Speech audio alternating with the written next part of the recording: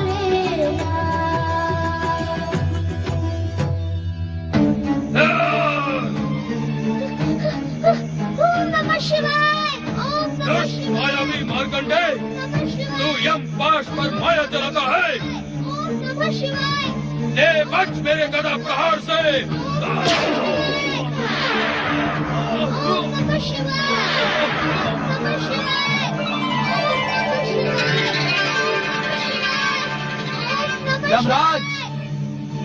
प्रभु भोलेनाथ! निष्ठापूर्वक शिव आराधना करने वाले बालक मार्कंडे पर प्रहार करने का तुम्हारा साहस कैसे हुआ? इस बालक ने शिवलिंग को हृदय से लगाकर हमारी शरण ली थी। शरणागत की रक्षा करना हमारा कर्तव्य है। क्या तुम इस सत्य को नहीं जानते कि तुम मात्र काल हो, किंतु हम महाकाल हैं?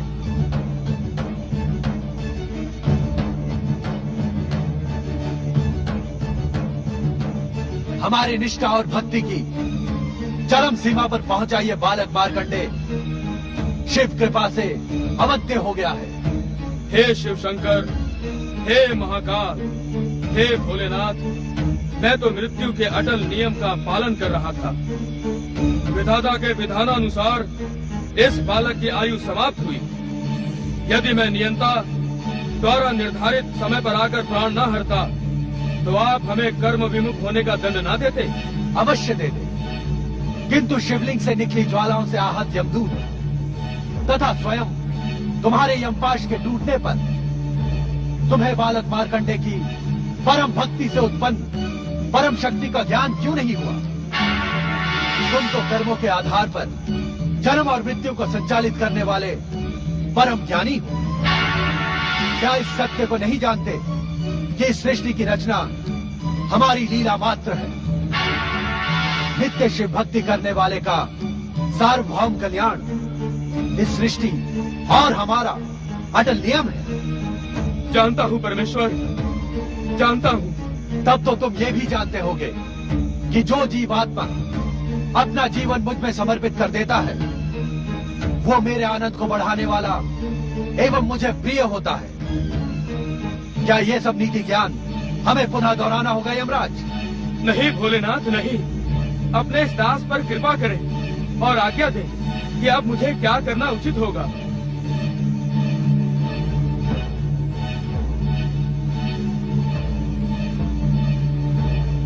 यमराज, मार्कंडे के माता पिता के पुण्य प्रभाव एवं जन्म से ही शिव निष्ठा के कारण अब यह बालक अल्पायु रहा ही नहीं। इसकी अल्पायु का अभिशाप समाप्त हो गया। किंतु विधाता के विधान के अनुसार इसकी अल्पायु स्पष्ट है भोलेनाथ। किंतु उसी विधान में यह भी स्पष्ट लिखा है कि अल्पायु पूर्ण होने पर आप इसके प्राण हरने आएंगे।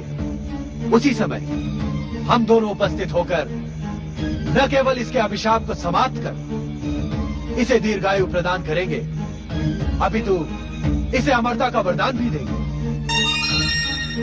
किंतु चित्रगुप्त के आलेख में आपके मृत्यु लेखाकार चित्रगुप्त ने मार्कंडे के अल्पायु होने का विवरण तो अपने पृष्ठों में लिख दिया, किंतु हम दोनों के आगमन की बात लिखना वो भूल गया।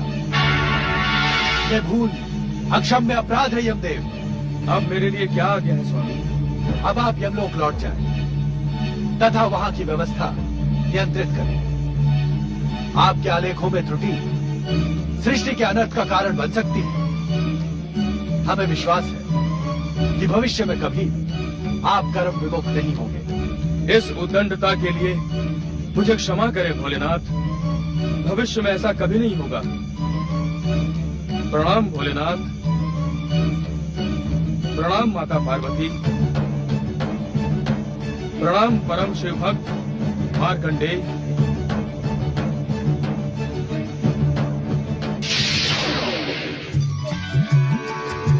जय हो भगवान भोलेनाथ, माता पार्वती। पुत्र मार्कंडे, तुम शिव कृपा के साथ ही साथ मेरे स्नेह के भी पात्र हो। इस क्षण से तुम मेरे लिए गणेश व कार्तिकेय के समान प्रिय हो।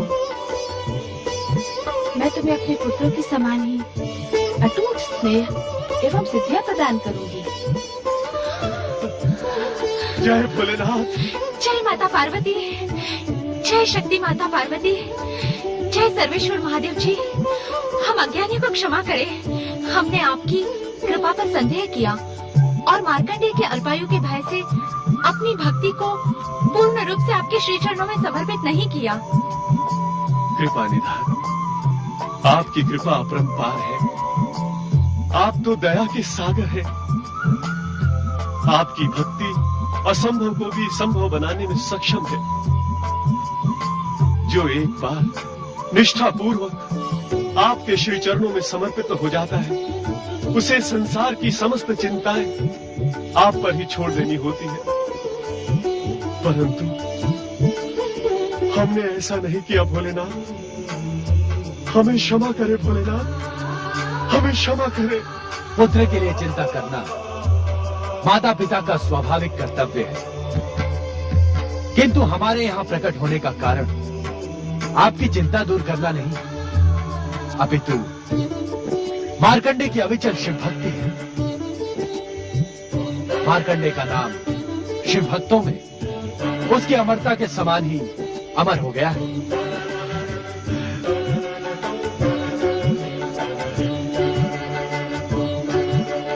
पुत्र मार्कंडेय, तुम मेरी विशेष कृपा के अधिकारी बन गए हो। माता, आपके चरणों में एक विनम्र निवेदन प्रस्तुत करने का इच्छुक हूँ माता। अवश्य पुत्र। माता, दुष्ट दैत्यों का अंत करने वाली आपके शक्ति स्वरूप की कथा मुझे बहुत प्रिय है माता। शांत क्यों हो गए मार्कंडे? अपनी इच्छा निसंकोच कहो। यदि आप दोनों का आशीर्वाद हो तो मैं माता की दया, माया और शक्ति स्वरूप का वर्णन एक ग्रंथ के रूप में लोक कल्याण के उद्देश्य से करने का इच्छुक हूँ। तुम्हारी कल्पना एवं इच्छा अत्यंत सुंदर है पुत्र मार्कंडे। इसे साकार करने के लिए हम तुम्हें आशीर्वाद देते हैं कि तुम्हारे द्वारा रचित ग्रंथ न केवल मार्कंडे पुराण के रूप में जगत विख्यात होगा, अपितु आने वाले भविष्य में शक्ति स्वरूपा दुर्गा के भक्तों की भक्ति एवं प्रेरणा का स्रोत बनेगा। पुत्र मार्कंडेय, भविष्य में तुम्हारे द्वारा रचित मार्कंडेय पुराण का मनन, पाठन एवं श्रवण करने वाला व्यक्ति मेरी विशेष कृपा का अधिकारी एवं मेरा परम भक्त कहलाएगा।